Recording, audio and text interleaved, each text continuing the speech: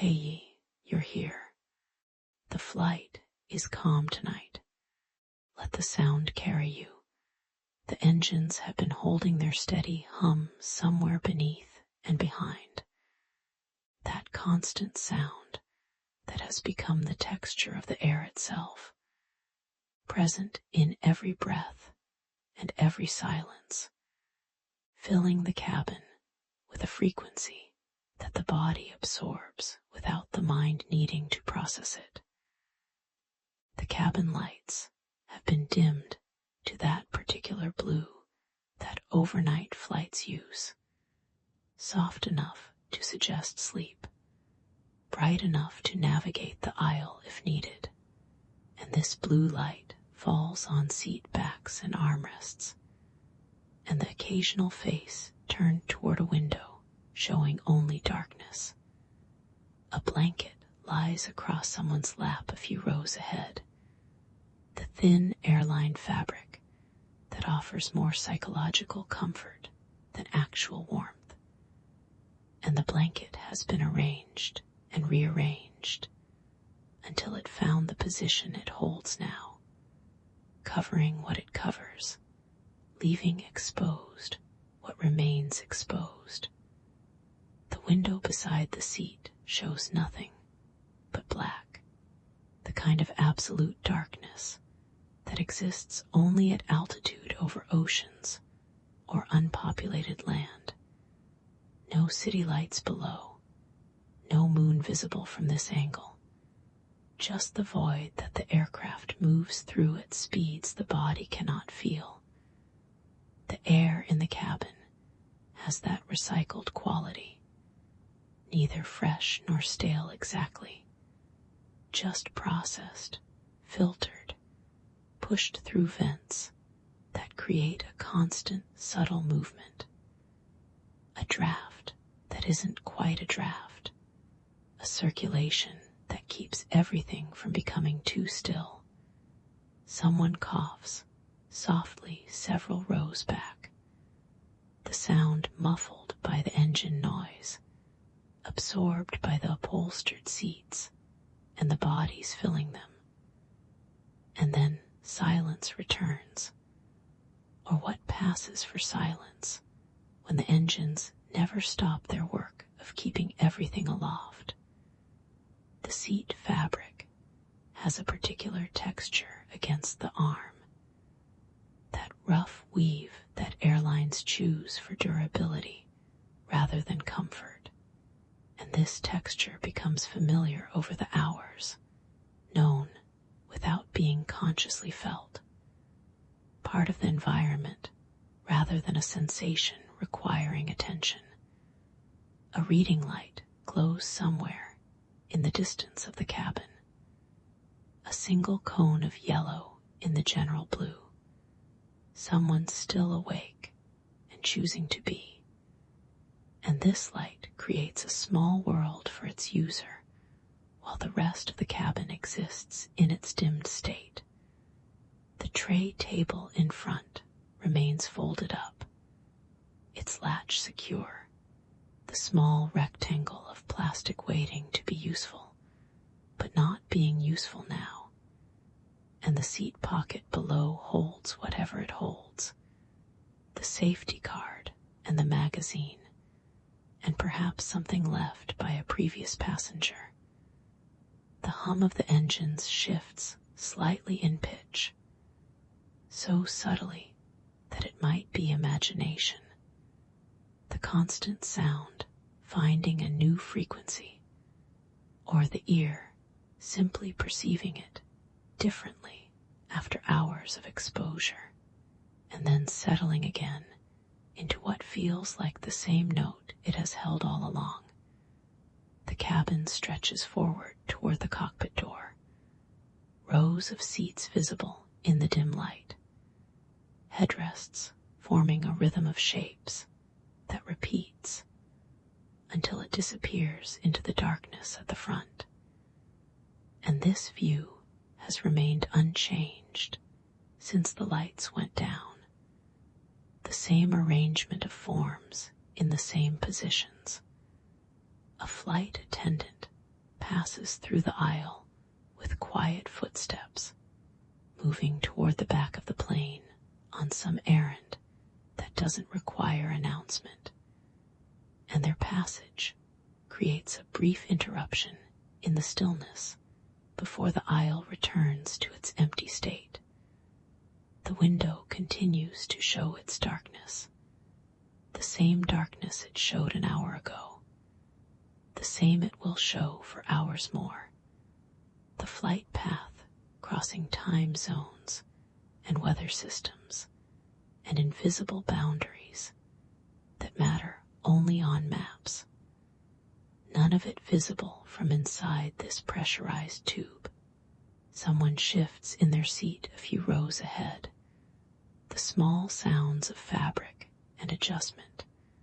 A body finding a new position that might be more comfortable than the last. And then stillness again.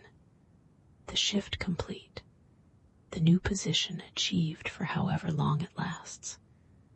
The overhead bins hold their cargo in shadowed silence, bags and coats, and whatever else was placed there before departure.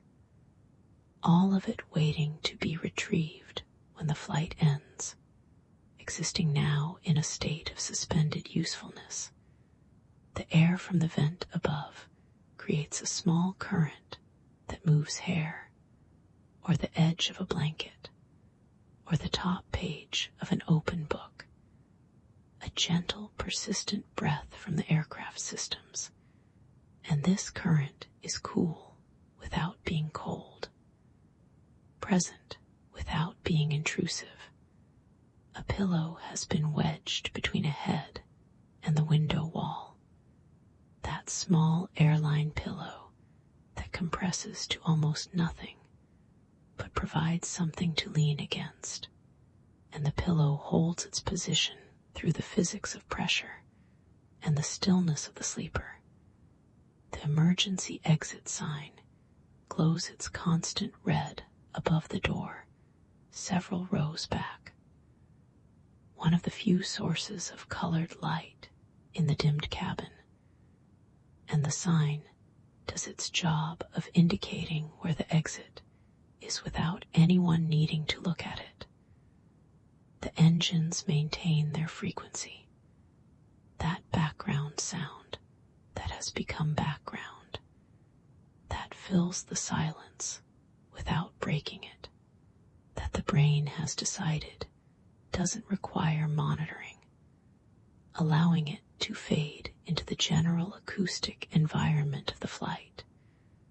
The seat belt sign above remains off, has remained off for hours, the captain having decided that the air is smooth enough to allow movement, and the passengers below have made their own decisions about whether to keep their belts fastened, most of them doing so out of habit or caution.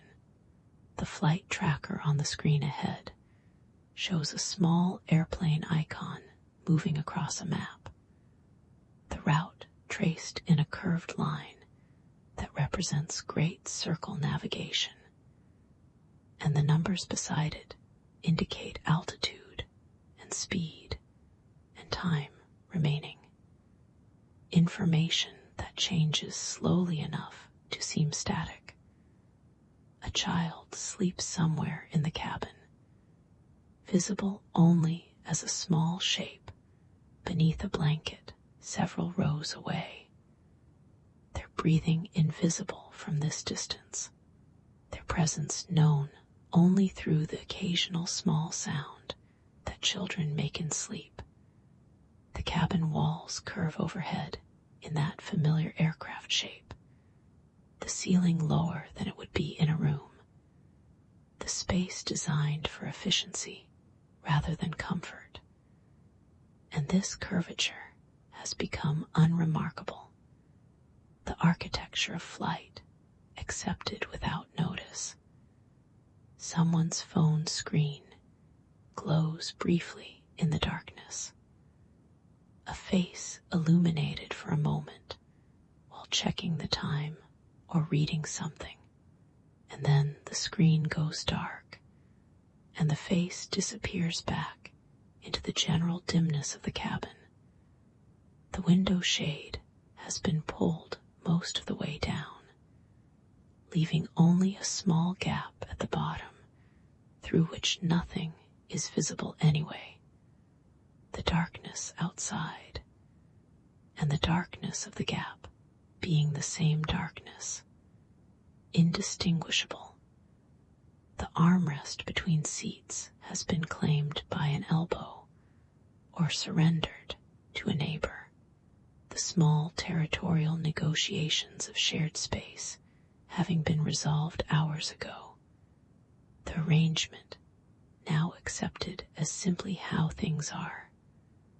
A water bottle sits in the seat pocket, half full, the plastic catching a hint of the cabin lights, and the bottle waits to be drunk from or ignored or forgotten when the flight ends. Its contents room temperature now. The ice long since melted.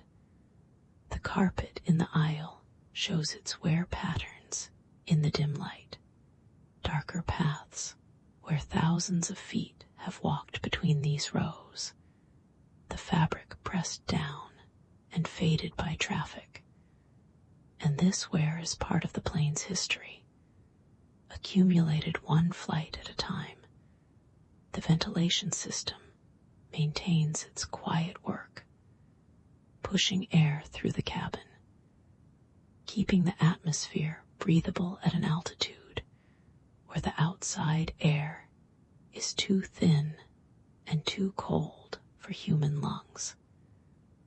And this work happens invisibly, the technology doing its job without announcing itself.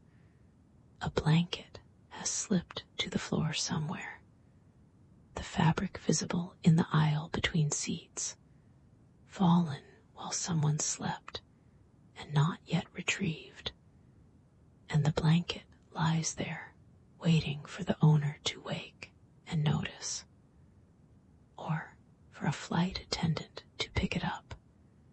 The engines continue their work of propulsion, burning fuel in quantities that would seem alarming if considered, pushing this metal container through air at hundreds of miles per hour. And all of this happens without any input from the passengers who sit inside, trusting the machinery and the pilots and the physics that make flight possible. A magazine rests open on someone's lap, the pages showing photographs of destinations or products, the reader having stopped mid-article at some point and not returned, the magazine serving now as a sort of blanket for the hands beneath it. The cabin temperature holds somewhere between warm and cool, the climate control having found its setting hours ago, and bodies have adjusted to this temperature, have added or removed layers to reach their own comfort, the environment stable enough for sleep. A snore rises from somewhere in the cabin, soft and rhythmic, the sound of deep sleep that the sleeper doesn't know they're making. And this snore becomes part of the soundscape, another frequency in the general hum, another voice in the chorus of the overnight flight. The window shows the same darkness it has shown, unchanging and absolute. The aircraft moving through a void that offers no landmarks, no sense of progress, just the continuous forward motion that the body cannot feel and the eyes cannot verify. Someone's foot extends into the aisle, a sock-covered foot that has slipped from the shoe removed hours ago, and the foot rests there in its extended position, its owner unaware of the small claim being made on public space. The overhead reading light that was on has been switched off, the reader having finished or given up. The cabin now uniformly dim, except for the exit signs, and the faint glow from the galley at the back, where flight attendants exist in their own world of service and waiting. A child's toy has fallen between seats, a small stuffed animal or a figure, visible in the gap where the seats don't quite meet, and the toy waits for retrieval, its loss not yet discovered, its absence not yet mourned. The air has a slight staleness to it now, the recycled atmosphere having made so many passes through the filtration system, and this staleness is barely perceptible, more a quality than a smell, the inevitable condition of enclosed spaces occupied for hours. The flight continues its path across the map, the small airplane icon having moved perceptibly since the last time anyone checked, closer to the destination by some percentage that doesn't change the experience of sitting in this seat watching the darkness outside the window.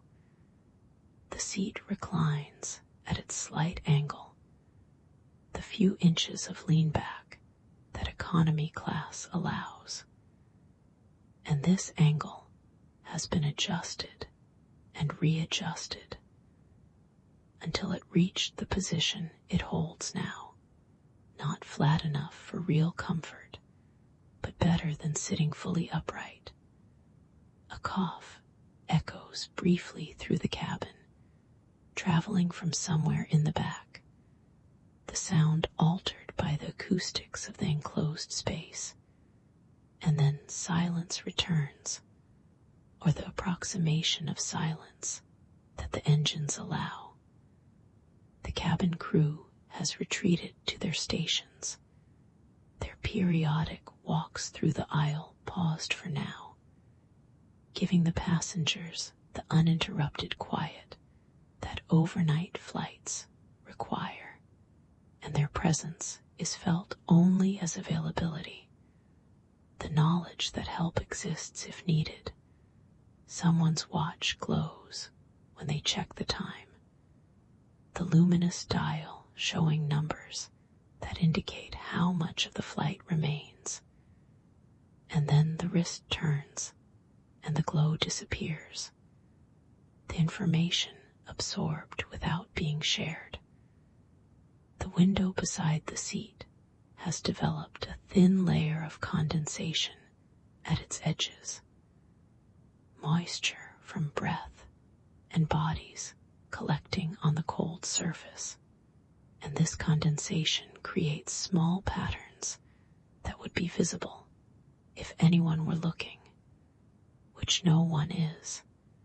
A neck pillow has shifted into an awkward position, no longer supporting the head it was meant to support, but its wearer sleeps on regardless, the discomfort either not noticed or not enough to cause waking.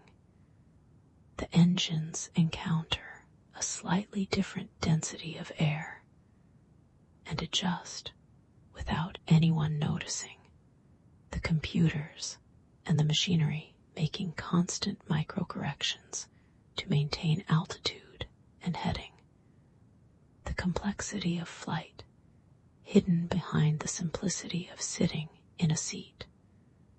A phone charger cable trails from the armrest to a lap, the device it feeds showing no sign of charging, but drawing power nonetheless.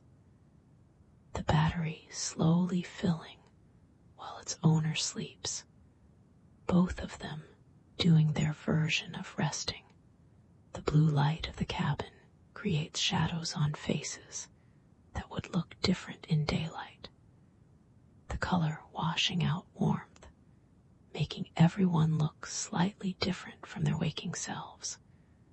The light designed for sleep rather than appearance.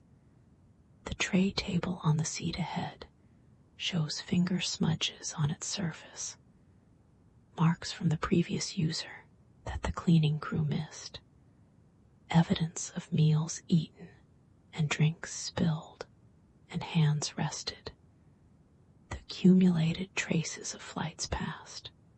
The flight continues its progress through the night, the aircraft eating distance at a rate that the mind struggles to comprehend, moving faster than any natural creature, faster than sound in some configurations. This particular flight, subsonic, but still impossibly swift by any historical standard. A blanket has been pulled up to cover a face, the sleeper creating a private darkness within the public darkness of the cabin, and the fabric rises and falls slightly with breathing, the only visible sign of life beneath the thin blue covering. The window shows no change, the same black void that has accompanied the flight since darkness fell. No stars visible through the multiple layers of glass and plastic that separate the pressurized interior from the lethal cold outside. Someone stretches in their seat, arms rising as far as the confined space allows, spine lengthening, the body's need for movement asserting itself despite the circumstances, and then settling back into the same position or something close to it. The overhead bin above has a small latch that reflects the dim light, a point of brightness in the general darkness, and this latch has been secure since before takeoff, will remain secure until landing. Its job simply to keep the bin closed while the plane does everything else. A headphone jack dangles from a seat arm, the headphones themselves removed at some point, the cord swaying slightly with the invisible vibrations of the aircraft, and the jack waits to be reconnected or to be left hanging until someone notices and puts it away. The engines produce their sound in layers, a fundamental frequency and harmonics above it, tones that blend into the single impression of engine noise, but that could be separated if anyone were listening with that kind of attention, which no one is. A water cup from earlier service sits in the seat pocket, empty now, the ice long melted and the water drunk, and the cup might be there until landing when the crew does their final collection. A small piece of trash that doesn't bother anyone. The aisle stretches toward the back of the plane, a narrow corridor between rows of seats, the space where movement is possible, where legs can be stretched on trips to the lavatory, where the flight attendants patrol during waking hours. A pillow has been positioned in the small space between the seat and the window, creating a nest of sorts, a soft corner for a head to rest against, while the body angles toward the view that isn't a view, the darkness that serves as a wall. The cabin pressure holds steady at whatever altitude the plane has selected, the equivalent of a mountain, but not too high a mountain, and bodies have adjusted to this pressure. The slight decrease in oxygen compensated for by the conditioning that happens without conscious awareness.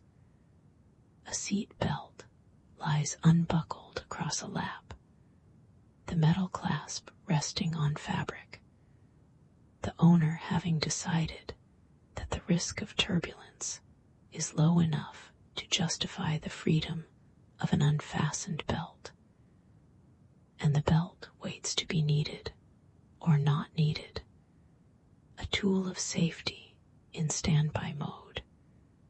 The reading light overhead is off, its small circle of illumination not required, the button that would activate it unpressed, and the light waits with the patience of machines, ready to work when asked, but content to remain dormant.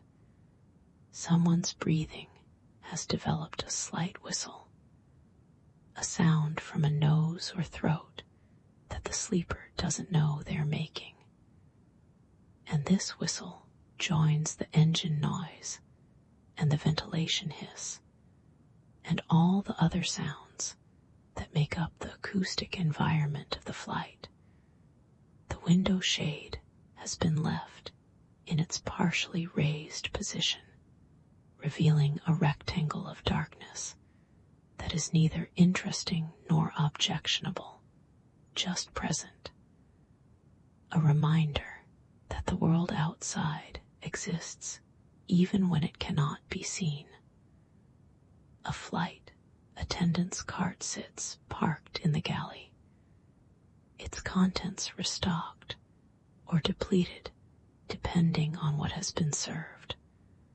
The small bottles and cans and packages that constitute in-flight service waiting for the next opportunity to be distributed.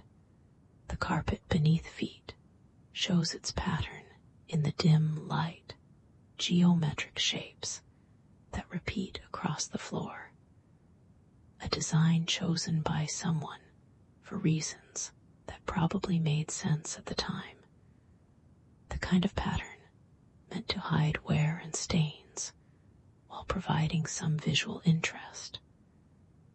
A child turns in sleep somewhere in the cabin, the small body finding a new position in a seat too large for it, and the parent beside adjusts without fully waking, the instinct to monitor and protect operating even through sleep. The engines burn their fuel with perfect efficiency, the calculations of flight management computers optimizing every aspect of the journey.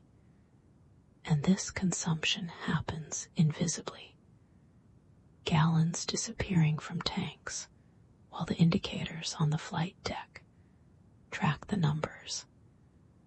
The cabin exists in its own time zone, separated from the zones below by altitude and enclosed space, the darkness inside disconnected from the darkness outside, the hour mattering differently at 35,000 feet than it does on the ground.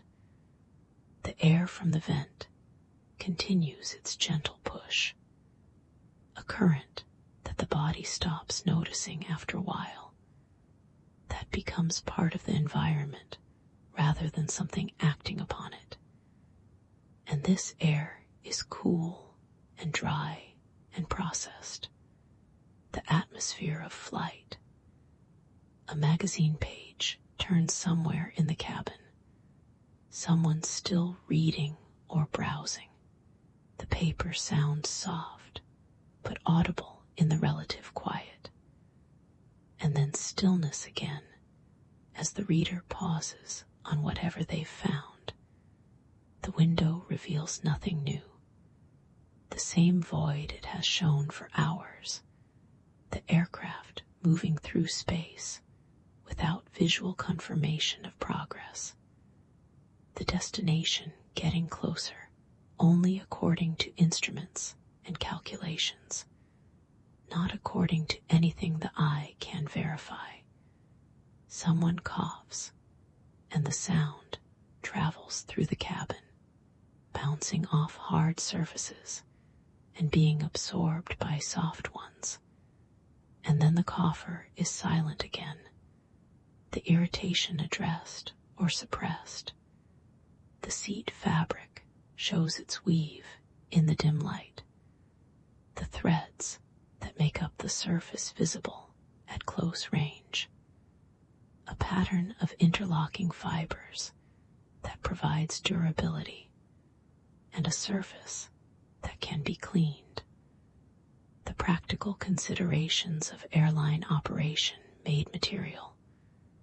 A phone buzzes briefly in airplane mode, an alarm or a reminder that its owner has forgotten to disable, and the sound is there and gone before anyone can locate its source. A small disruption that disrupts nothing.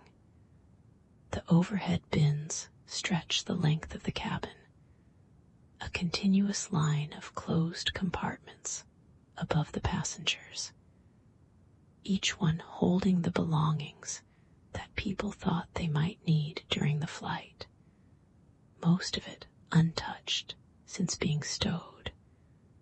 The engines hold their pitch, the sound neither increasing nor decreasing in any way the ear can detect. The constant proof that the aircraft is doing what aircraft do, moving through air, covering distance, being a machine that works. A blanket has been folded into a square on an empty seat nearby, unused, left by a crew member for passengers who might want it. And the blanket sits in its folded state, blue and thin, offering its limited warmth to whoever might claim it.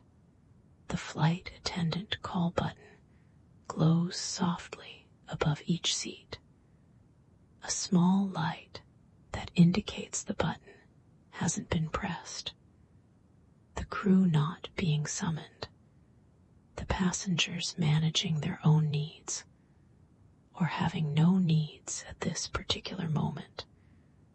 The lavatory occupied sign glows red at the back of the cabin. Someone using the facilities, the small light indicating activity that will end, and the sign will return to vacant, and the ordinary rhythm of the flight will continue uninterrupted. A passport sits in a seat pocket, its cover visible, the document that will be needed upon landing, placed there for safekeeping, and not thought about since, waiting to perform its function of identity verification.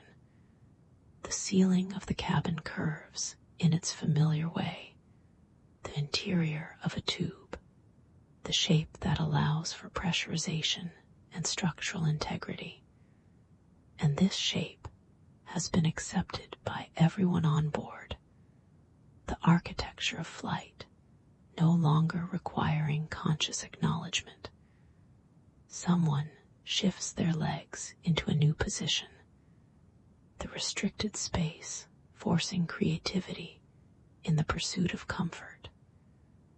And the new position will last until it too becomes uncomfortable, and another shift becomes necessary. The window shows no horizon, no division between sky and ground, just undifferentiated darkness that could be anything or nothing. The view that isn't a view providing nothing for the eyes that might look toward it. A cup of water has been placed on the tray table several rows ahead. The surface of the liquid still, except for the faintest tremor from the aircraft's vibration. And the cup waits to be drunk or forgotten. Its contents room temperature now. The engines provide their constant frequency, the sound that has become silence through familiarity, The noise that the brain has decided is not noise, but rather the absence of noise, the auditory baseline against which other sounds are measured. A crew member speaks quietly to a colleague in the galley, voices too low to carry meaning to the passengers. Just the fact of conversation, of people doing their jobs while others sleep, the support system of flight operating as it should. The cabin air moves in its invisible patterns, warmer air rising, cooler air falling, the ventilation system's output mixing with the body heat of passengers, creating a climate that is neither outside nor traditionally inside, just the atmosphere of flight. A child's shoes rest on the floor beneath a seat, tiny shoes removed for comfort, evidence of small feet that will need to find them when the flight ends, and the shoes wait in their paired position, patiently doing nothing. The flight path curves across the planet in a way that makes sense only from above. The great circle route that appears curved on flat maps, but is actually the shortest distance between 2 points on a sphere. The mathematics of navigation invisible to those who benefit from it. A neck pillow has been inflated to some personal preference, neither fully firm nor fully soft, and it cradles the head of its owner in whatever position they've found, providing the support that airline seats don't provide on their own. The window beside has collected a slight fog of moisture at its edges, the cold of high altitude meeting the warmth of the cabin, and this moisture creates tiny droplets that would run if there were enough of them. But there aren't, so they just sit. Someone's hand rests on an armrest, fingers relaxed, the hand doing nothing but occupying space, the muscles slack in sleep, or in that state just before sleep, and the hand will stay there until its owner moves or wakes.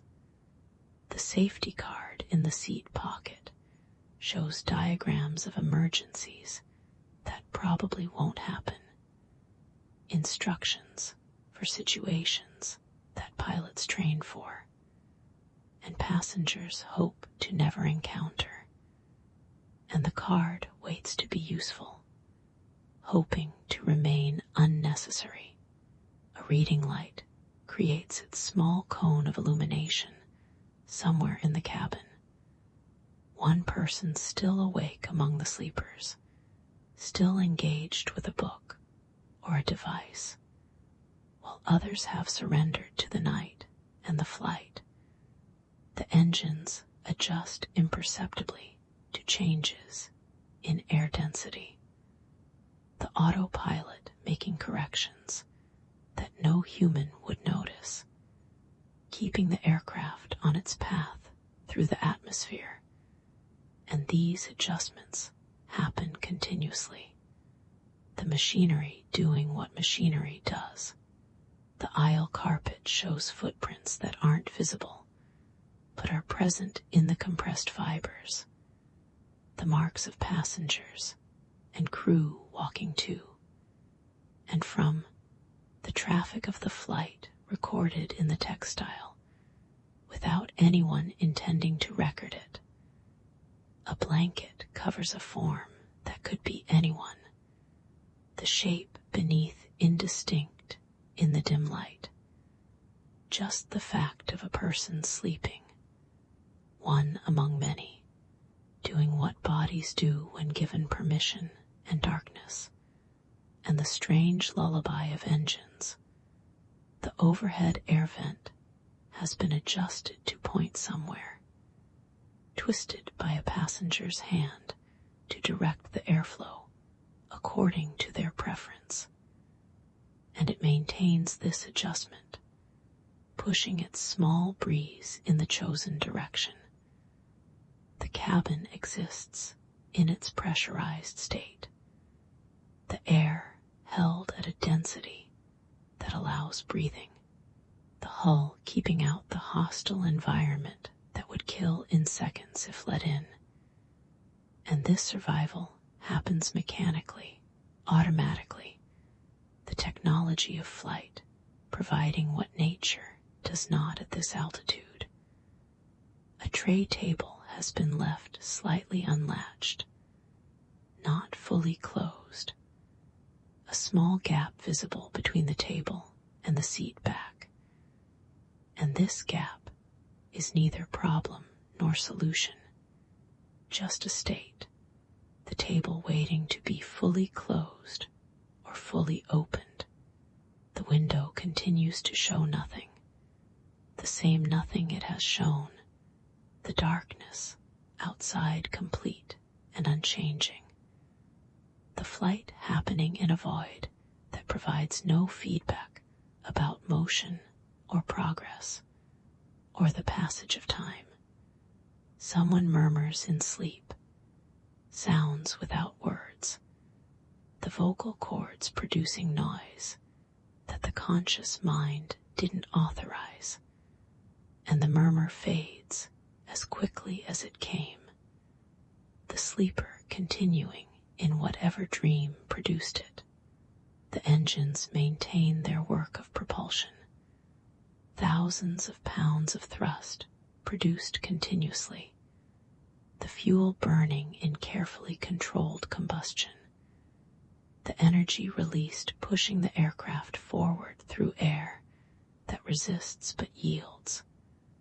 A phone lies dark on a tray table, its screen black, its owner sleeping, the device doing nothing but being a phone, holding its data and its battery charge and its connections that can't connect at this altitude.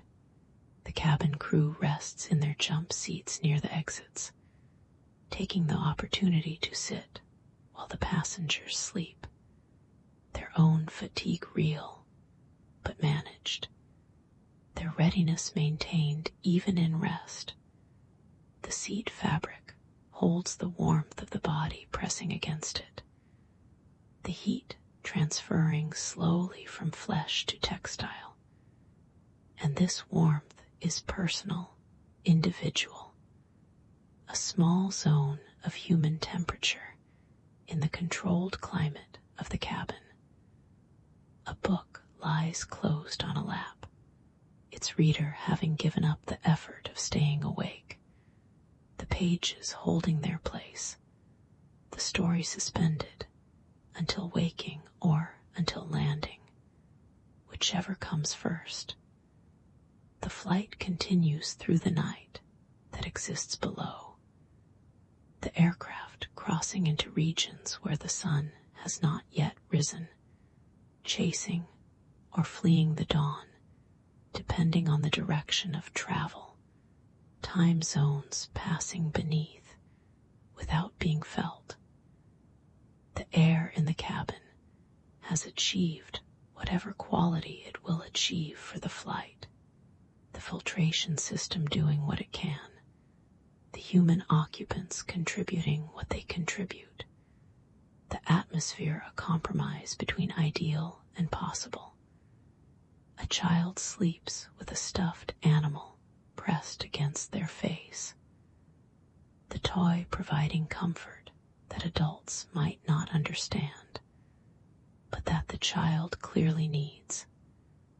And the animal holds its position, patient as toys are patient, serving its purpose. The window shade rattles occasionally in its track, a small vibration that produces a small sound, and this rattle is brief each time, the shade settling back into stillness until the next tremor moves it. Someone's foot has gone to sleep, the tingles of restricted circulation beginning, and the owner hasn't noticed yet, their attention elsewhere or simply absent in sleep, the foot doing what it can with reduced blood flow.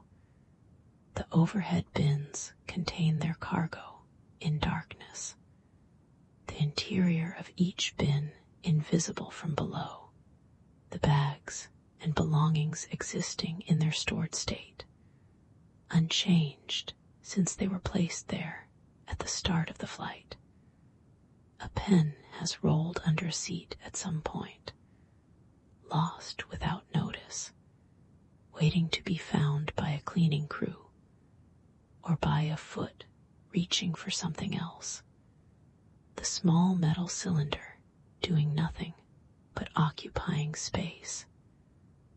The engines produce vibrations that travel through the airframe, subtle tremors that the body stops noticing after a while, that become part of the physical experience of flight without being consciously felt.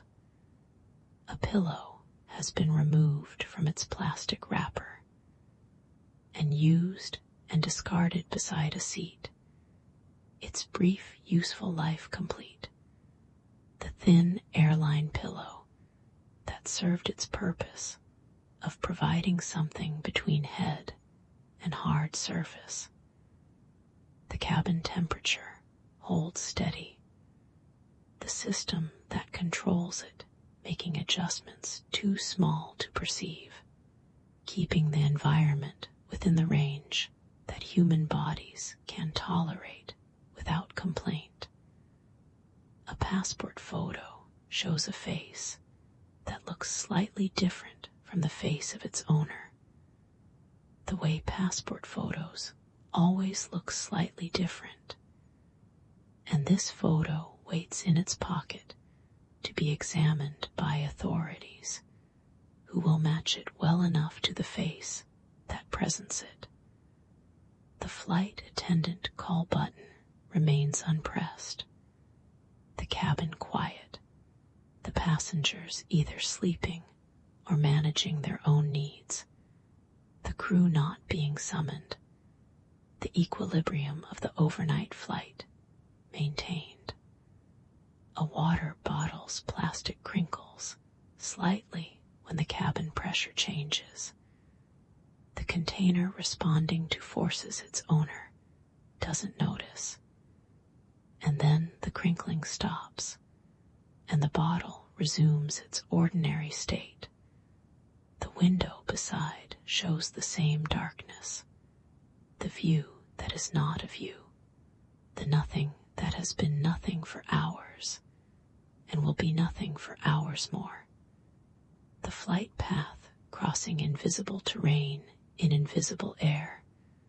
Someone's blanket has slipped to reveal a shoulder, the blue fabric no longer covering what it covered, and the shoulder remains exposed to the cabin air, cooler perhaps, but not cold enough to wake its owner.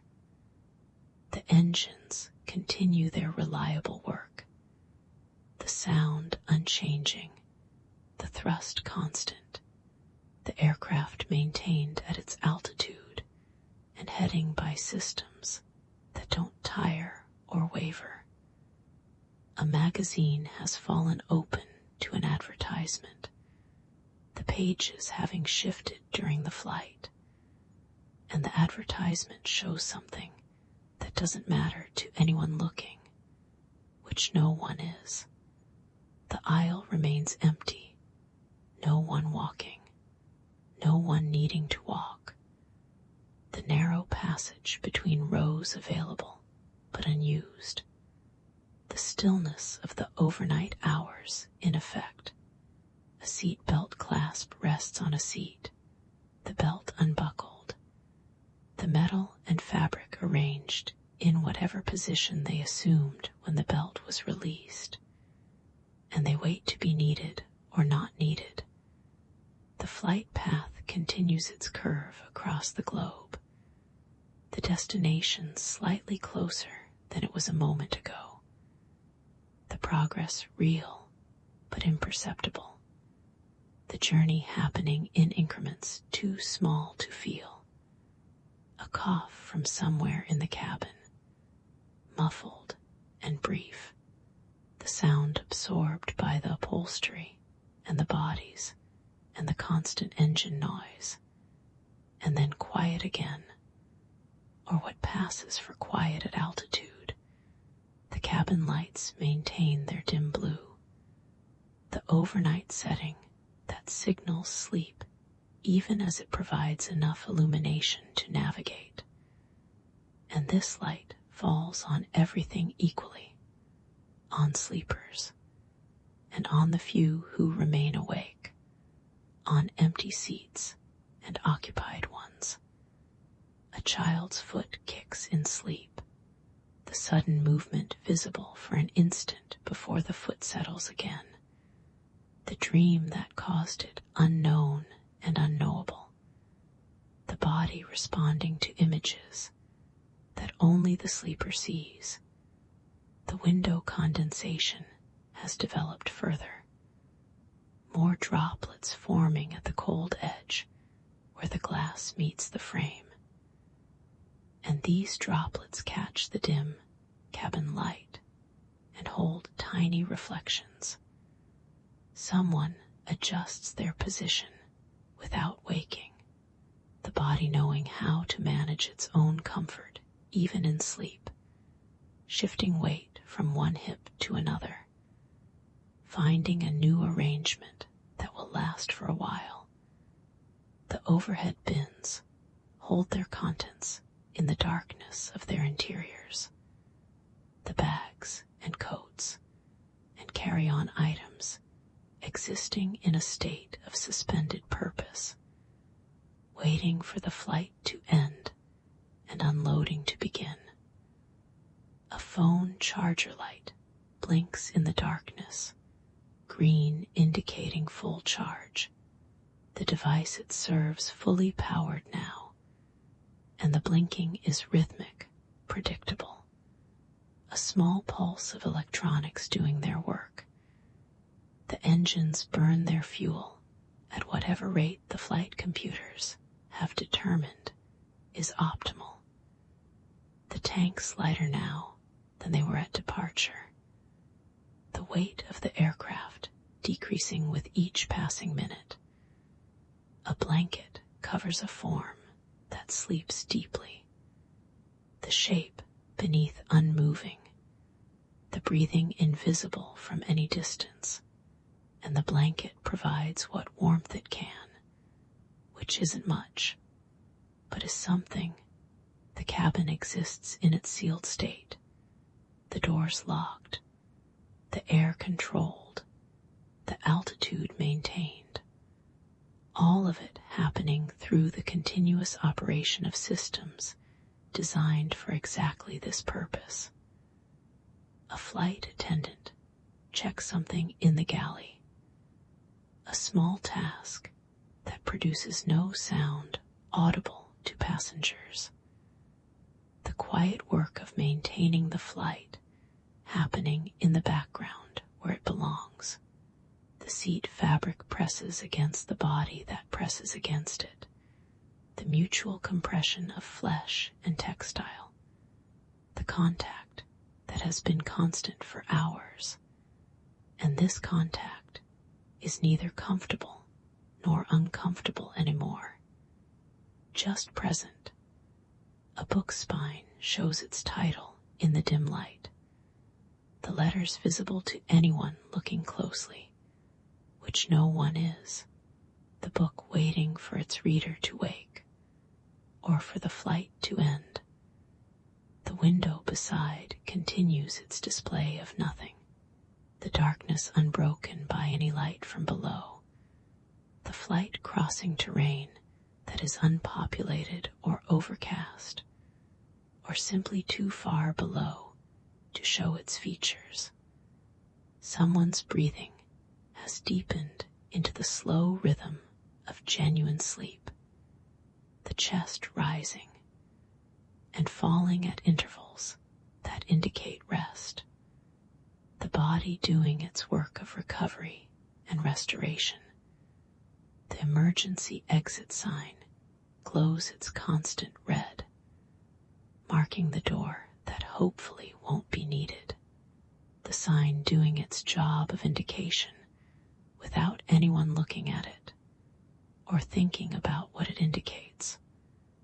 A water cup has tipped slightly in its seat pocket holder, leaning against the safety card, the cup empty now.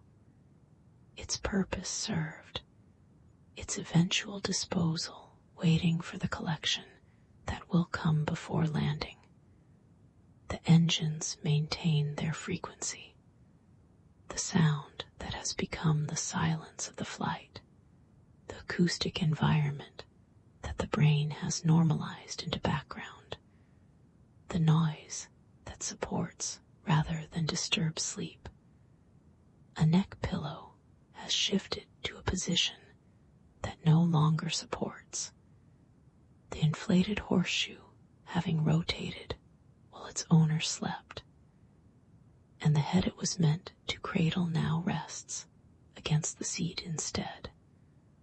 The aisle carpet stretches toward the back of the aircraft, the narrow path between rows showing its wear, its color slightly different in the traffic areas, the textile record of thousands of trips between seats and lavatories. A seat belt sign remains off, the captain having determined that the air is smooth enough for freedom of movement, and the passengers below have mostly chosen to remain belted anyway, caution prevailing over liberty. The cabin holds its population of sleepers, and the few who can't or won't sleep, the ratio between them favoring rest at this hour, the overnight flight doing what overnight flights do, carrying bodies through the dark hours. A child's blanket has been tucked carefully around small shoulders, a parent's gesture made in dim light with quiet care, and the blanket holds its position, providing whatever comfort thin airline fabric can provide. The window shows no change from the nothing it has shown. The darkness outside absolute and featureless. The aircraft moving through a void that offers no landmarks, no sense of progress or position. Someone's hand lies open on the armrest, fingers relaxed, palm upward in the vulnerability of sleep, and the hand does nothing but exist in this position, waiting for the consciousness that will direct it.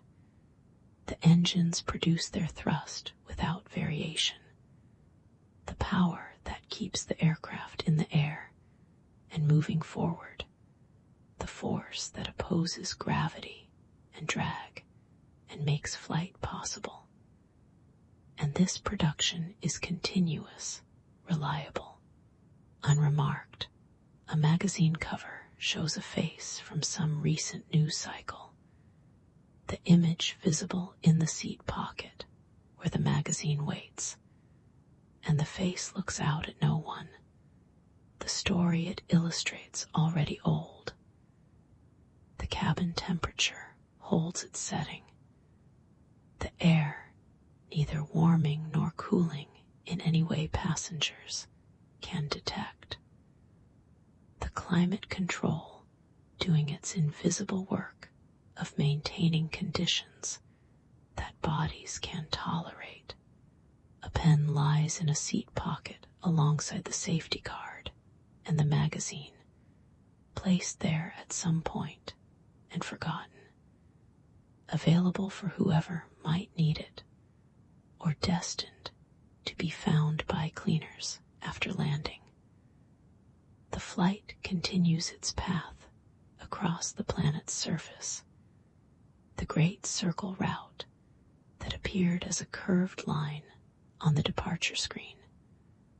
The mathematics of navigation translated into the reality of forward motion. A crew member walks quietly through the cabin, checking without disturbing, ensuring that nothing requires attention, that the passengers are resting as they should be, and then disappearing toward the back where crew members go. The air from the vent continues its gentle flow, a current that has been pushing against skin and hair since the flight began. Too subtle to bother adjusting, too constant to notice.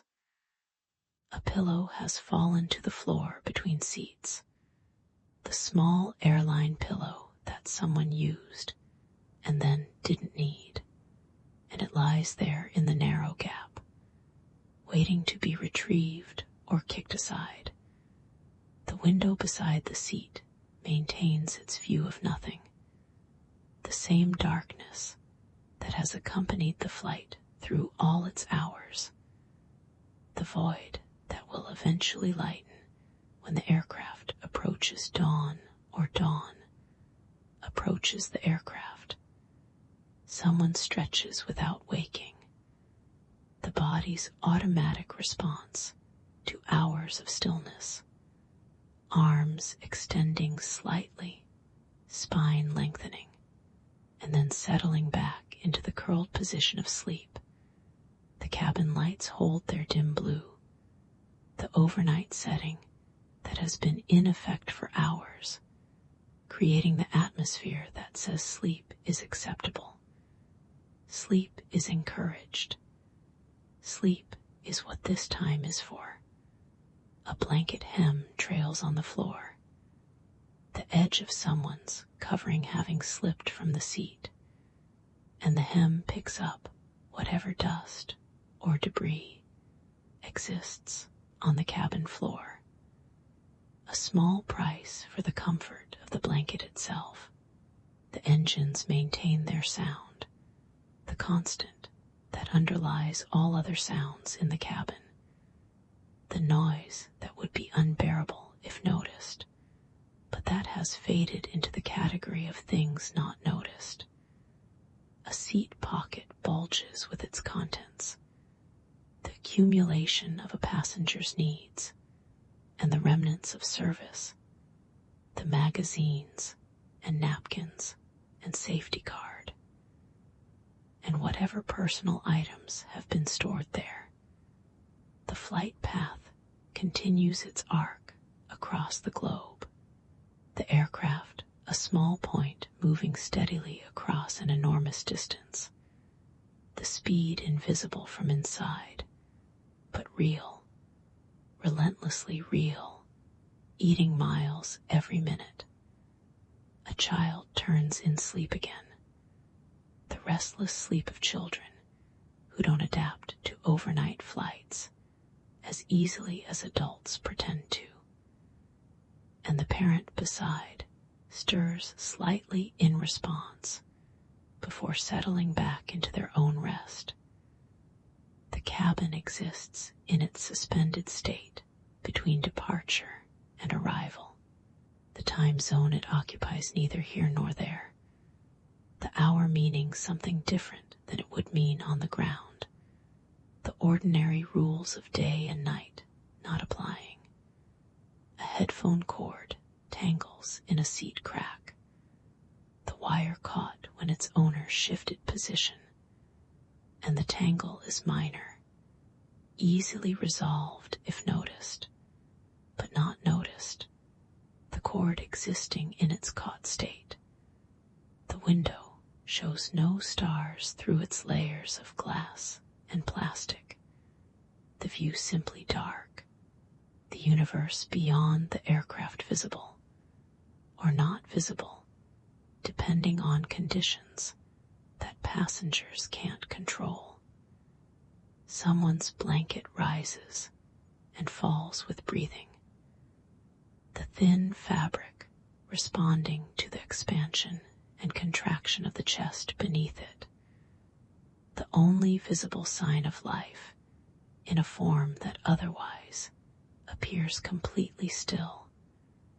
The engines burn their fuel at the rate dictated by altitude and speed and weight, the numbers known to the flight computers and the crew, but invisible to passengers, who simply trust that enough fuel exists for the journey. A tray table latch reflects a point of light from somewhere, a small gleam in the general dimness, and this reflection moves slightly when the aircraft moves, responding to forces that the eye can't otherwise see. The aisle remains empty of traffic, no one needing to walk, the stillness of the deep night portion of the flight in full effect. The passengers and crew having reached an equilibrium that requires no movement.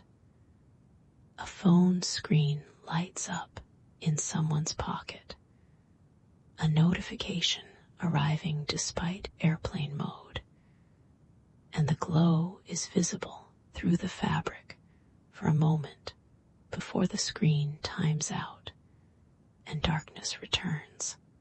The cabin air circulates according to patterns designed by engineers who understood how air behaves in enclosed spaces at altitude.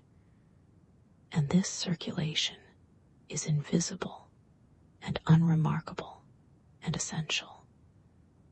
A seat reclines at its maximum angle, the few inches of lean back that economy class permits, and the passenger in this seat has found whatever comfort this angle provides, their position unchanged for some time.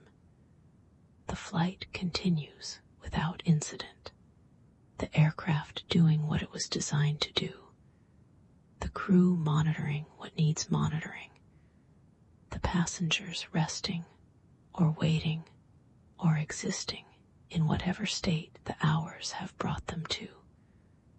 A child's toy has been dropped between seats, a small plastic thing that bounced and rolled and came to rest in a place its owner can't see, and the toy waits in this hidden position, its absence perhaps not yet noticed.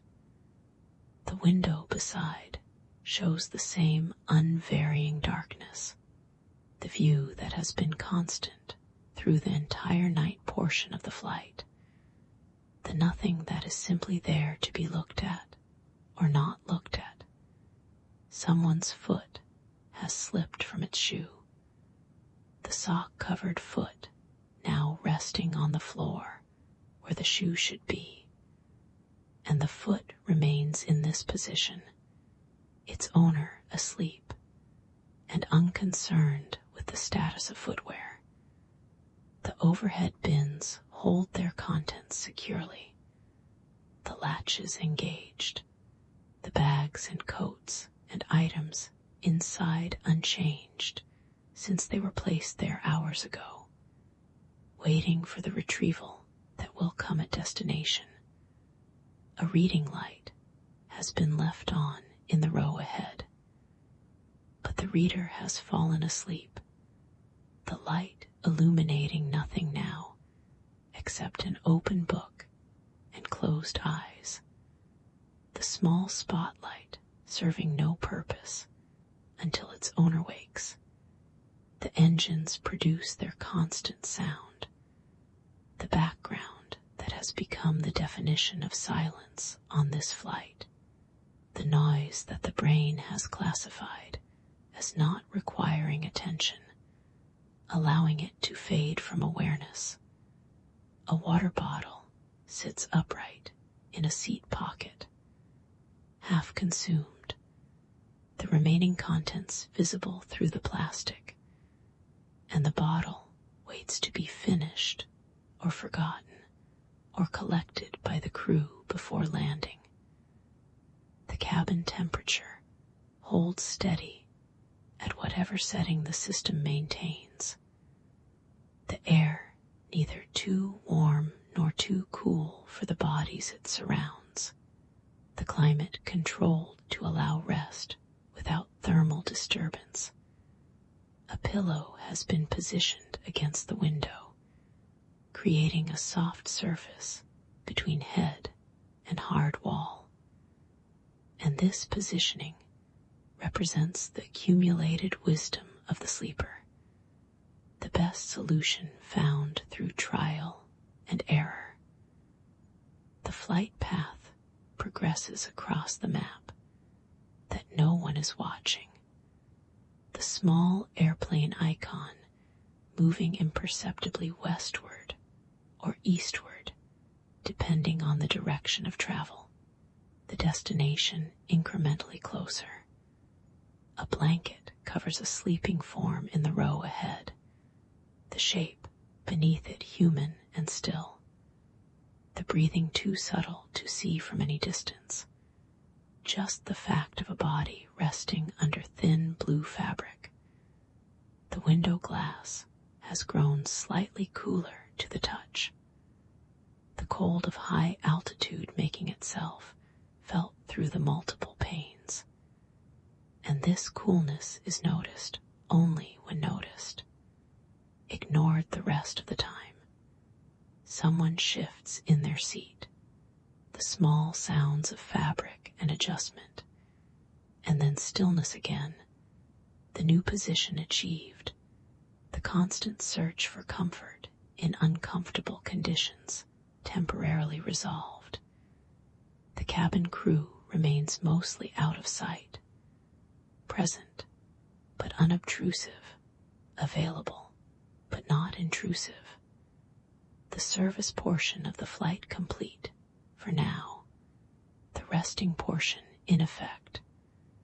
A magazine has fallen open to a random page, the binding having relaxed during the flight, and the page shows something that no one is looking at, text or images that exist for themselves in the dim light. The engines continue their reliable work, the turbines spinning, the fuel burning, the thrust produced, all of it happening in the continuous way that keeps the aircraft airborne and moving forward.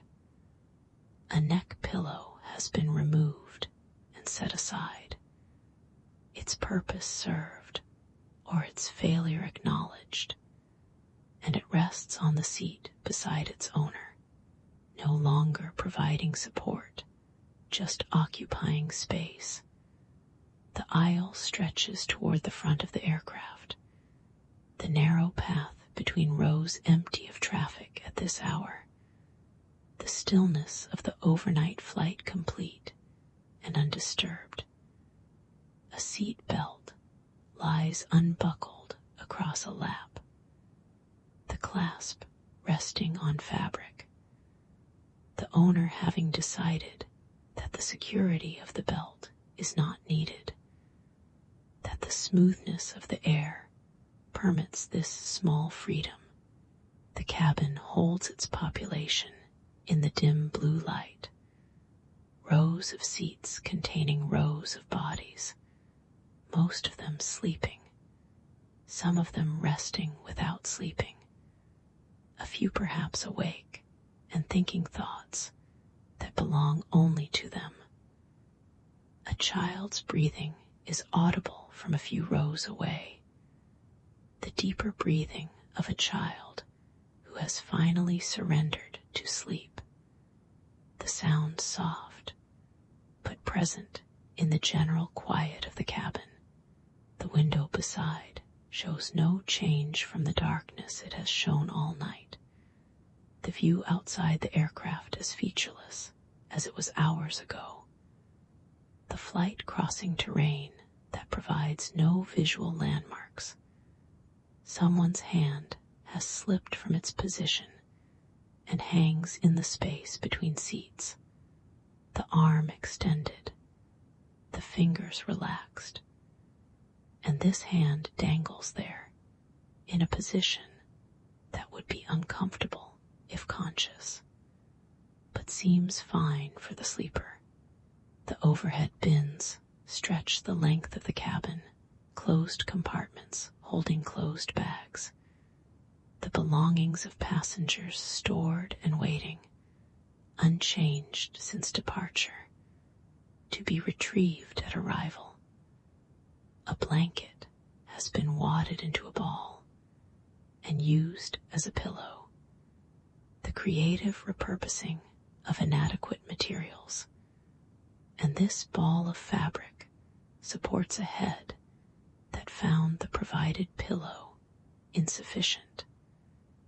The engines maintain their constant output, the sound and the thrust and the fuel consumption all steady, the machinery of flight operating within its normal parameters, doing what it was designed to do.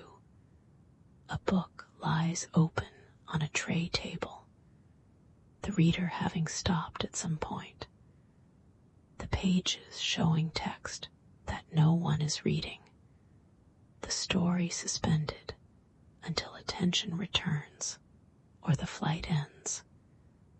The air from the vent continues its gentle push, the current of processed air that has been flowing since the aircraft sealed its doors, the circulation that keeps the atmosphere breathable. A crew member appears briefly in the aisle, walks toward the back with quiet steps, and disappears into the galley, the movement so routine and unremarkable that no sleeper stirs at its passing. The cabin exists in its pressurized state, the air held at a density that human lungs can process, the technology of flight providing the basic requirements for survival at an altitude where unprotected life would end quickly. A phone lies face down on a tray table, its screen dark, its owner sleeping, the device doing nothing but being a phone, holding its charge and its data, and its capability for connection that can't be used at this altitude. The window beside the seat continues its display of nothing, the darkness outside unchanged and apparently unchangeable, the flight happening in a void that the eye cannot navigate. Someone coughs briefly, the sound muffled by the engine noise and the sleeping bodies, and then silence returns, or the approximation of silence that exists when engines run constantly. The seat fabric holds its texture against the skin that presses against it, the weave that has become familiar through hours of contact, the surface that is neither comfortable nor unbearable, just present. A pillow shows the indentation of the head it has supported, the foam or fiber having compressed under weight, and this indentation is a record of rest, a shape that will slowly fade when the weight is removed. The engines produce their sound in the frequency that has become the acoustic baseline of the flight, the constant against which all other sounds are heard, the noise that enables rather than disrupts quiet.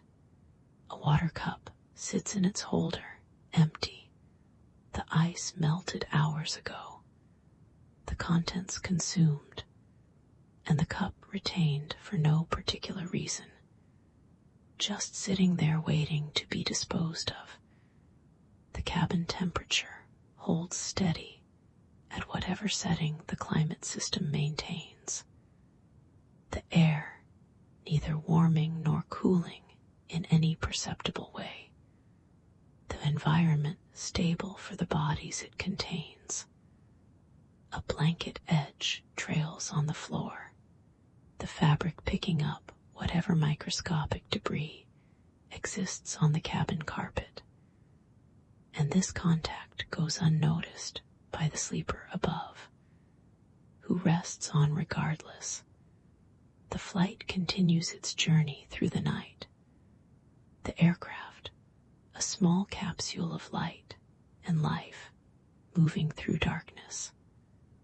The destination closer now than it was, though the progress feels more theoretical than real to those inside. A child's hand clutches a stuffed animal in sleep, the grip tight even in unconsciousness, the comfort object serving its purpose of providing security in an environment that offers few familiar things. The window shows the same darkness it has shown, the view that is not a view, the nothing that exists beyond the multiple layers of the aircraft's skin, the void that the plane passes through without acknowledging. Someone adjusts their blanket without waking, pulling it higher or pushing it lower, the body's automatic maintenance of its own comfort operating even while consciousness rests. The overhead reading light remains off, its button unpressed, its function not needed by a passenger who has chosen darkness and rest over illumination and activity. A magazine rests in the seat pocket, its pages waiting to be turned, its content waiting to be consumed. But no one is reading now. The overnight hours favoring sleep over engagement.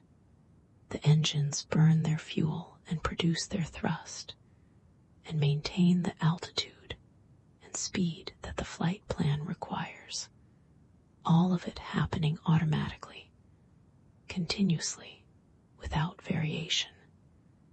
A neck pillow has been inflated to some personal preference, the air inside held by the valve, and this pillow supports a head that has found a position that allows for rest. The aisle carpet shows its pattern in the dim light, the geometric design that repeats from front to back, the aesthetic choice made by someone who had to choose something. A seat reclines at its shallow angle, the limited adjustment that economy class provides, and the passenger in this seat has made what they can of this angle, finding rest despite the restrictions. The cabin holds its dim blue light over everything, the overnight illumination that has been in effect for hours, creating the atmosphere that says this is the time for rest. This is the time for sleep. A pillow lies unused on a seat, still in its plastic wrapper, the passenger having declined this particular comfort, and the pillow waits in its wrapped state, perhaps to be used later, perhaps not. The window beside continues its view of absolute darkness, the nothing that has been there for the duration of the night portion of the flight, the void that provides no information about progress or position. Someone's breathing has taken on the deep rhythm of genuine sleep, the chest rising and falling at intervals that indicate rest, the body doing its work of recovery while the mind is absent. The engines maintain their constant frequency, the sound that has become the definition of quiet on this flight, the noise that underlies all other sounds and makes them seem like variations on a theme. A book has been closed and placed in the seat pocket, the reader having given up the effort to stay awake, the story abandoned until some future opportunity for continuation. The flight path continues across the planet, the aircraft moving through air masses and time zones, the destination incrementally closer with each passing moment, the journey happening whether noticed or not. A blanket covers a form that sleeps without movement, the shape beneath the thin fabric completely still. The only evidence of life, the slight rise and fall of breathing that is invisible at any distance. The cabin crew exists somewhere in the aircraft, resting or working or waiting. Their presence felt as availability rather than intrusion. Their service paused for the overnight hours. A tray table remains folded against the seat ahead, its surface showing fingerprints from some previous use. The small plastic rectangle doing its job of being stowable when not needed.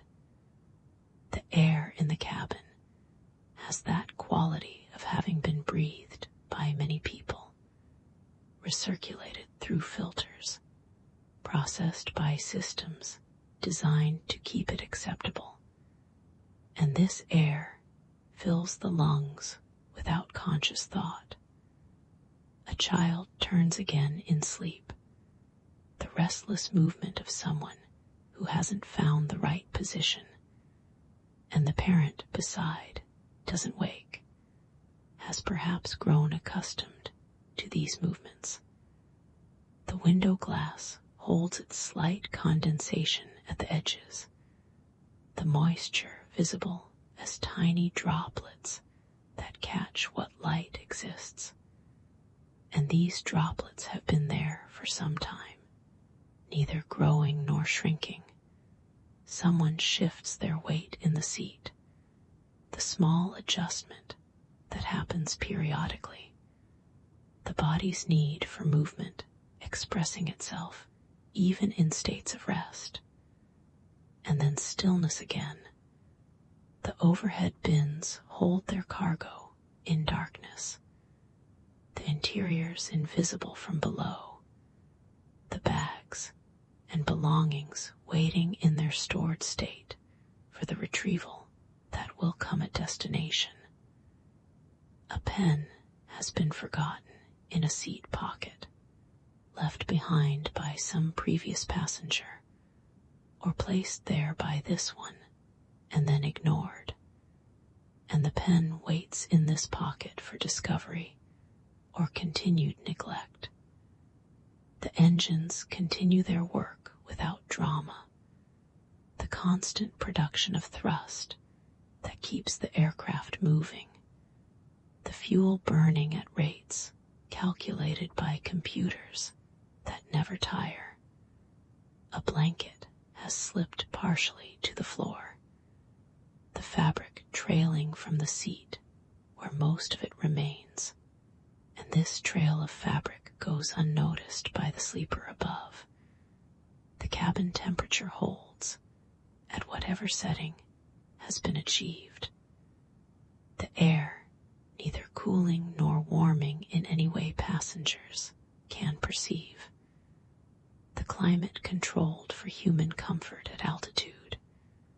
A reading light burns uselessly in the row ahead, illuminating a passenger who sleeps with a book open on their chest.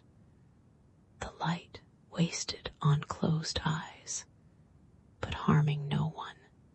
The flight continues through what remains of the night, the hours passing whether counted or not, the aircraft covering distance at its constant speed, the journey progressing toward its inevitable end. A pillow has been placed in the space between seat and window. providing a soft surface for a head to rest against. The positioning achieved through trial and adjustment until comfort was found. The window beside shows no change from the darkness it has displayed. The view outside as featureless now as it was hours ago. The night portion of the flight providing nothing for the eyes. Someone murmurs something unintelligible in sleep, words or sounds that make sense only in the dream that produced them. And then silence again, the murmur absorbed by the engine noise.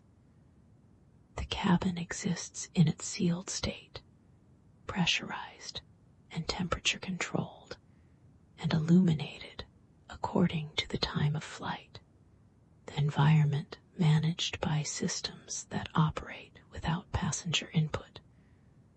A magazine page has curled in the dry air of the cabin, the paper responding to conditions it wasn't designed for.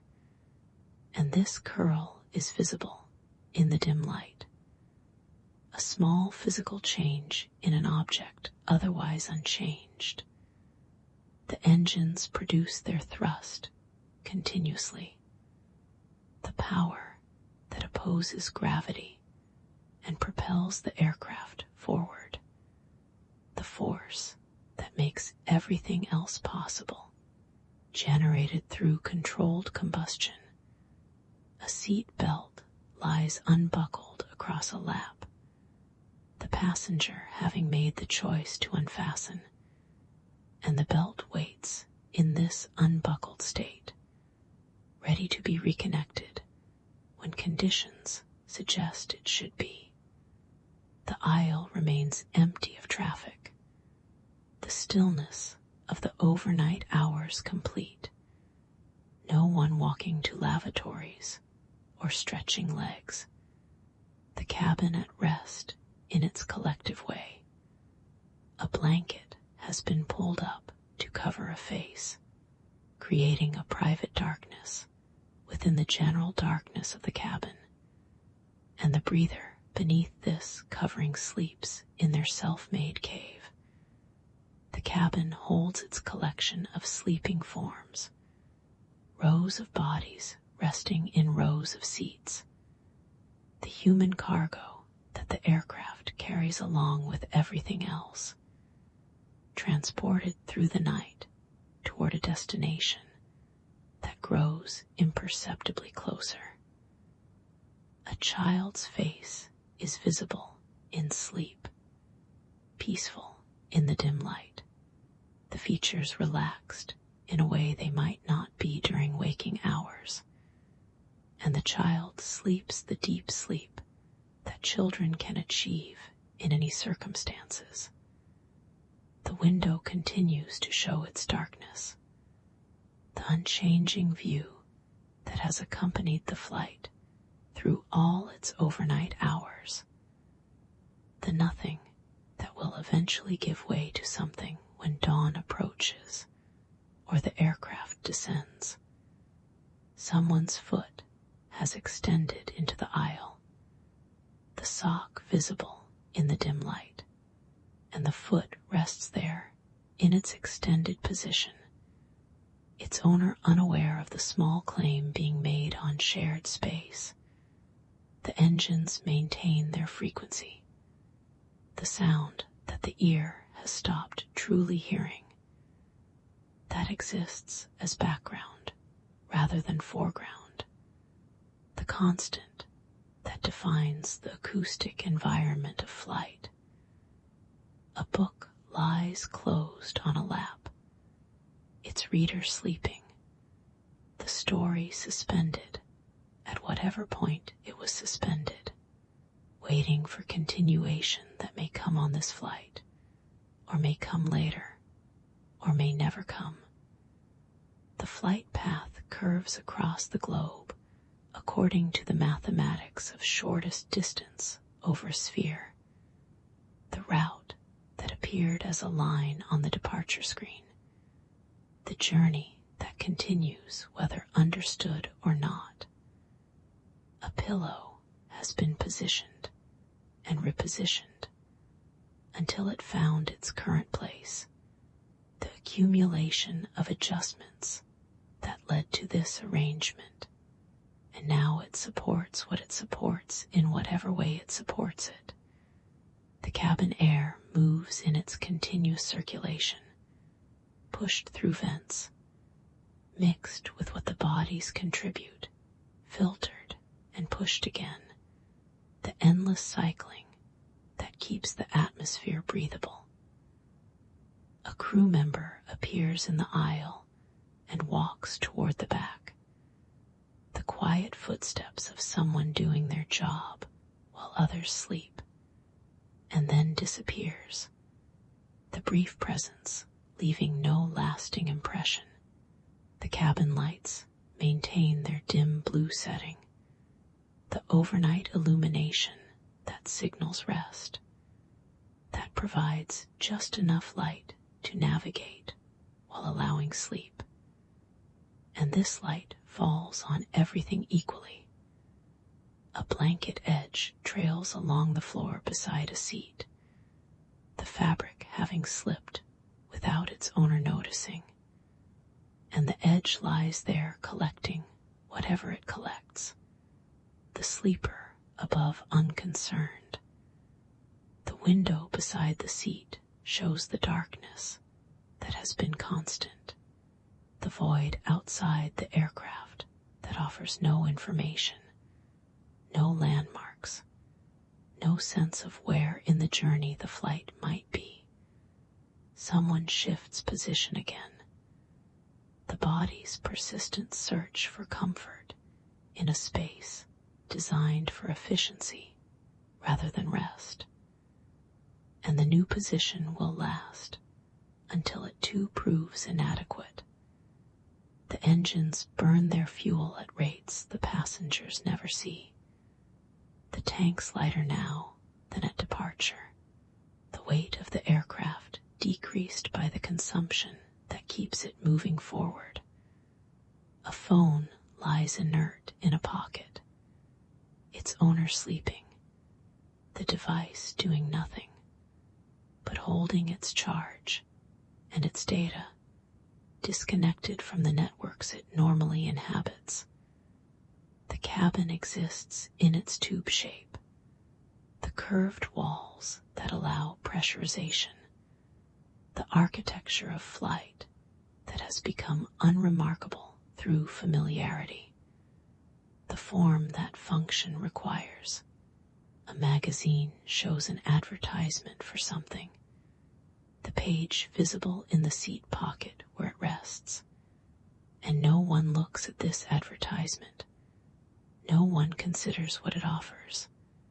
The aisle carpet stretches forward and backward, the narrow path between rows that exists for movement, but hosts no movement now, the thoroughfare empty in the overnight quiet. A seat reclines at its maximum angle, the passenger having pushed back as far as economy allows, and this angle supports whatever rest can be found in these conditions. The flight continues its progress through the remaining night, the hours passing in whatever way hours pass at altitude, the destination closer with each moment, the journey approaching its end without announcing that approach. A child sleeps with complete abandon, limbs arranged in positions that would be uncomfortable for an adult, the small body having found its own solution to the challenge of sleeping in an airplane seat. The window shows no hint of approaching dawn, the darkness outside complete and unvarying, the aircraft deep in the night portion of its journey, the horizon still hours away from showing any light. Someone's hand rests on an armrest, fingers loosely curled, the hand doing nothing but occupying space. And this hand will stay where it is until its owner wakes or shifts position. The engines maintain their constant work, the sound and the thrust and the forward motion that they produce, all of it continuing without variation, the machinery doing what it was made to do. A blanket has been kicked partially off during sleep, the sleeper unaware of the exposure, the fabric bunched at the foot of the seat, while the body above rests on regardless. The cabin holds its dim blue atmosphere, the light that says night, that says rest, that makes faces look different than they would in daylight. The illumination designed for this phase of flight. A water bottle sits half empty in a seat pocket.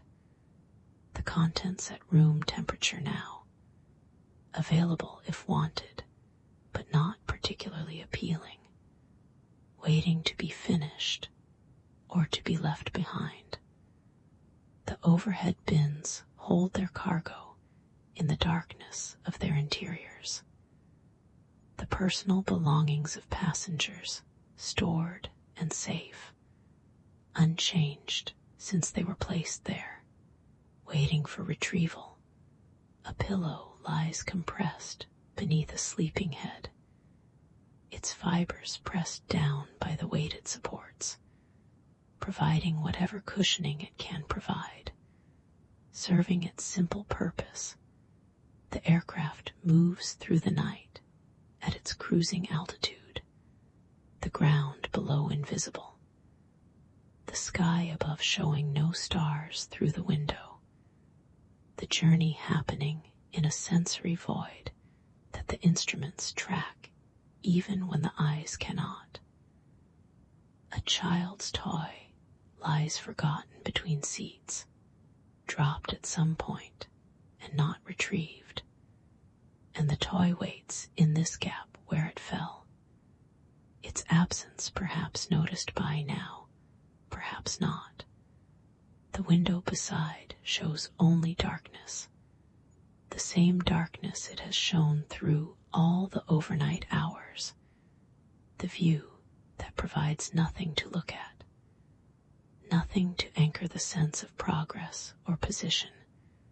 Someone breathes in the deep, slow rhythm of genuine sleep, the chest rising and falling at intervals that indicate rest, the body doing what bodies do when consciousness withdraws. The cabin crew exists somewhere in the aircraft, maintaining their presence and availability, ready to assist if needed, but not needed now. The overnight quiet unbroken by requests or calls. A magazine has been left open to a page that no one is reading. The words and images displayed for an absent reader. The content existing without an audience.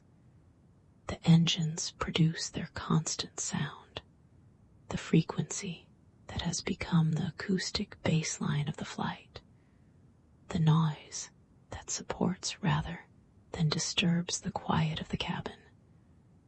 A neck pillow has deflated slightly during the hours of flight, the air escaping slowly through an imperfect seal, and the pillow still supports, but with less firmness than it had when first inflated.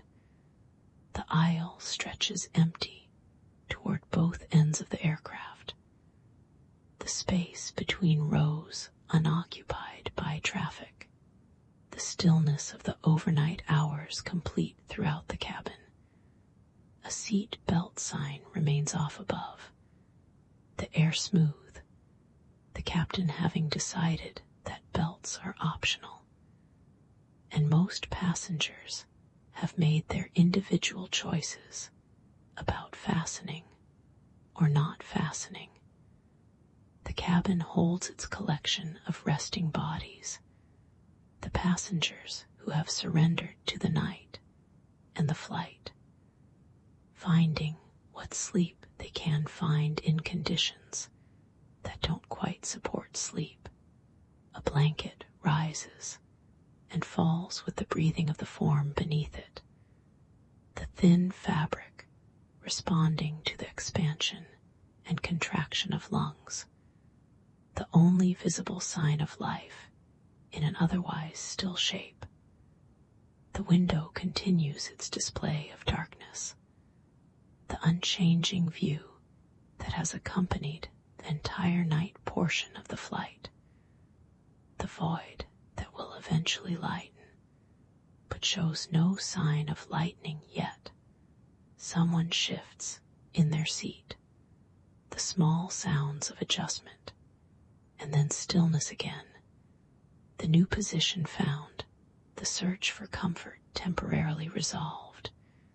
The engines maintain their work of propulsion, the constant production of thrust that keeps everything aloft and moving, the fuel consumption that brings the destination closer mile by mile.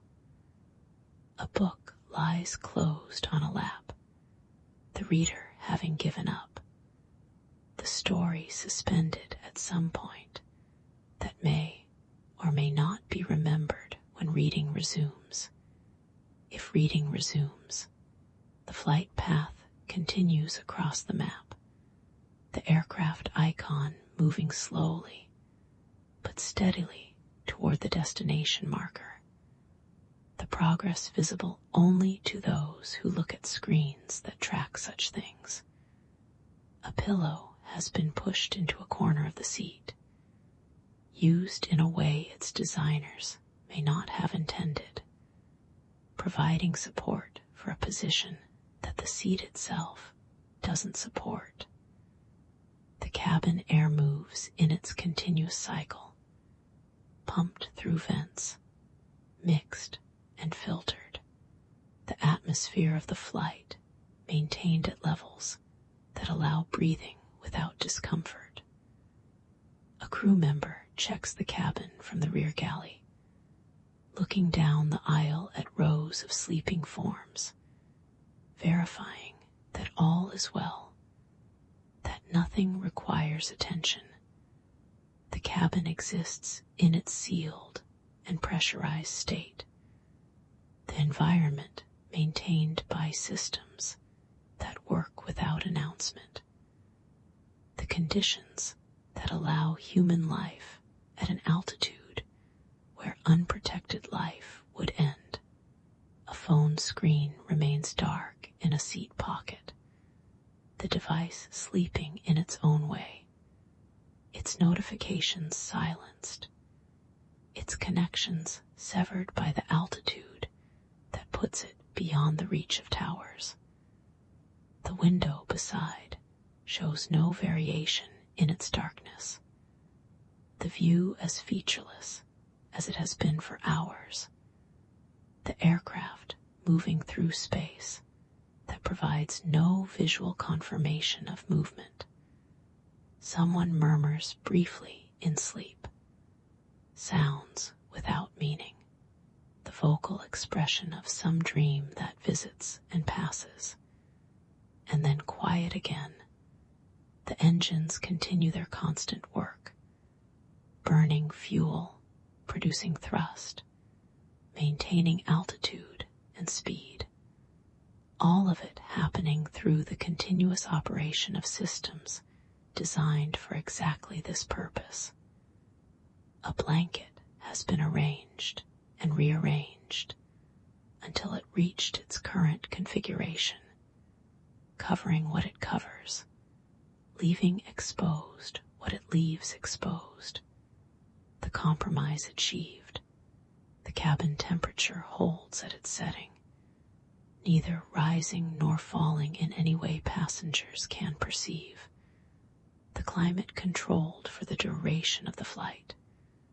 A magazine shows its cover in the dim light, the image and headlines visible, but not being read, the publication waiting in its seat pocket for attention that may not come. The aisle remains empty of traffic, the overnight stillness complete. No footsteps, no movement, the cabin at its quietest. A seat reclines at its angle, the passenger within having found whatever rest this angle permits, the limitations of economy class accepted and accommodated.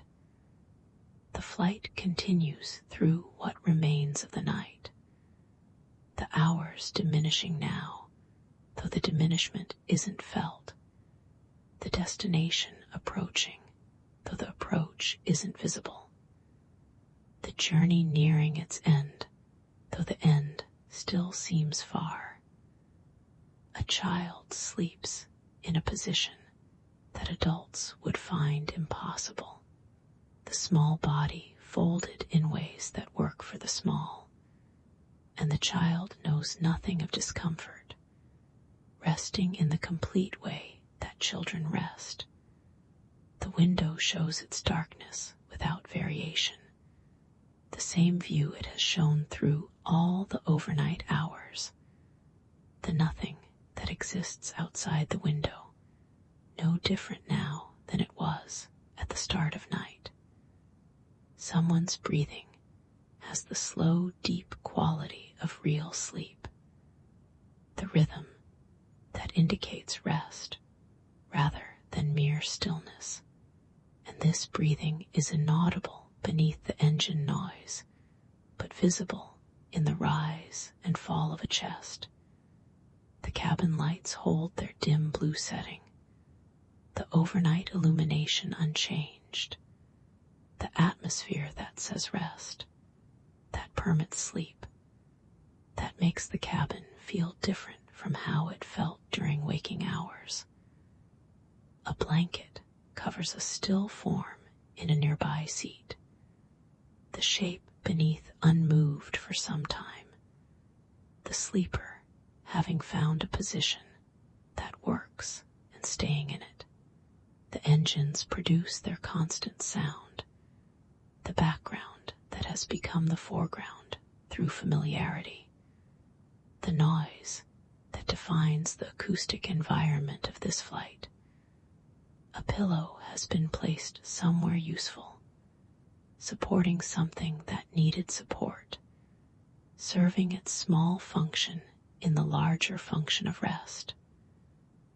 The cabin air continues its endless circulation, filtered and cooled and pushed through vents. The atmosphere of flight maintained through mechanical effort. A water bottle sits mostly empty now, its contents consumed over the hours, the remaining water unwanted, the bottle waiting to be discarded or ignored. The aircraft moves through the night at its constant speed, covering distance that the body cannot feel, approaching a destination that the eyes cannot see, the journey continuing whether noticed or not. A child's hand clutches a comfort object in sleep, the grip maintained even in unconsciousness, the need for security expressing itself through fingers that hold what they hold. The window beside continues its view of nothing, the darkness outside as absolute as it was hours ago. No sign of the dawn that will eventually come, no indication of where in the journey the flight might be. Someone shifts position in the seat ahead, the visible movement of a body seeking comfort, and then stillness again.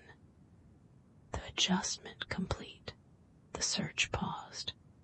The engines maintain their frequency, the sound that has become the silence of the flight, the constant that underlies everything else, the proof that the aircraft continues its work.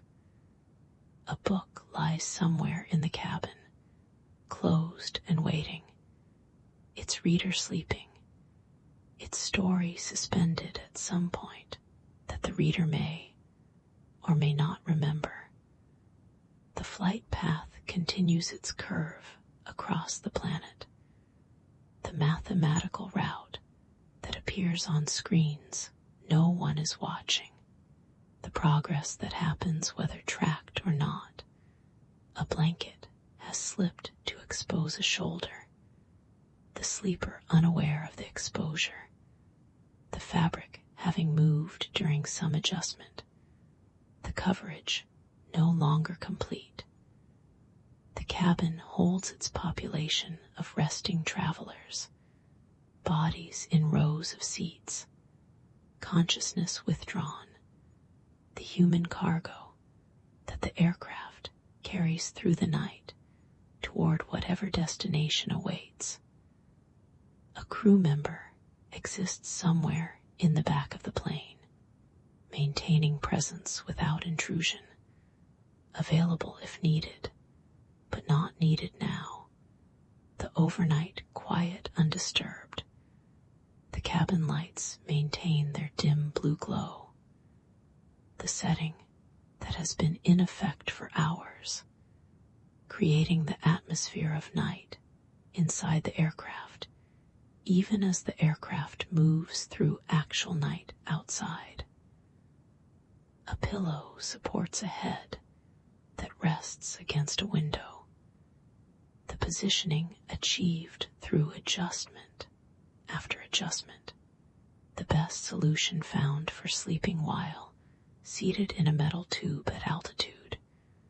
The window shows its unvarying darkness, the view that has been constant through the entire overnight portion of the flight, the nothing that will eventually become something when dawn approaches. Someone breathes in the rhythm of sleep, the deep, slow pattern that indicates genuine rest, the body doing its work of recovery while the mind is elsewhere. The engines continue their reliable production of thrust, the constant that keeps everything working, the fuel burning and the turbines spinning and the aircraft moving forward. A magazine has fallen to the floor between seats, dropped at some point during sleep, and it lies there face down, its pages bent, waiting to be retrieved or left behind. The cabin air moves through its endless cycle, pushed and filtered and cooled and pushed again, the atmosphere maintained by systems that never tire. A blanket covers what it covers, in whatever arrangement it achieved through the night, providing what warmth it provides, the thin fabric doing its thin fabric work. The flight continues toward its destination, the hours remaining fewer now than the hours past. The journey in its latter portion, though the latter portion feels much like the former. A seat belt lies unbuckled across a lap, the choice made earlier to unfasten, the risk accepted, the freedom claimed, and the belt waits to be refastened when conditions change. The cabin exists in its enclosed state, the pressurized tube that carries life through conditions hostile to life, the technology of flight providing what nature cannot at this altitude. A phone lies dark in a pocket, the device dormant, its owner sleeping, the connection to the ground world severed by altitude and airplane mode. The window beside shows darkness that will eventually change, though the change is not yet visible. The night portion of the flight continuing, though it won't continue forever. Someone coughs softly in the general quiet, the sound absorbed by the engine noise and the upholstery, and then silence returns, or what passes for silence here. The engines maintain their constant work. The sound and the thrust and the fuel consumption all steady, the machinery operating within its normal parameters. A child turns again in sleep, the restless movement that children make, and the parent beside stirs slightly, but doesn't wake, accustomed to these nighttime movements. The aisle stretches empty through the cabin, the narrow path between rows holding no traffic, the stillness of the overnight flight complete. A blanket has been pulled up to cover a face, creating privacy within the public space, and the breather beneath rests in their self-made darkness. The cabin temperature holds where it has held, neither warming nor cooling. The environment maintained for the duration of the flight. A pillow lies in whatever position it was placed, serving whatever purpose it was given, the small cushion doing its small work. The flight continues through the remaining hours of night, the aircraft moving steadily toward its destination, the journey in progress as it has been in progress, the end approaching as it has been approaching, time passing as time passes, whether noticed or not. A form sleeps beneath a thin blanket in a nearby row, the shape visible, but the identity obscured. Just a human body resting in the way human bodies rest, when given permission and conditions that approximate permission. The window shows no change from the darkness it has displayed, the view outside as featureless as ever, the night continuing outside, while the cabin maintains its own version of night inside.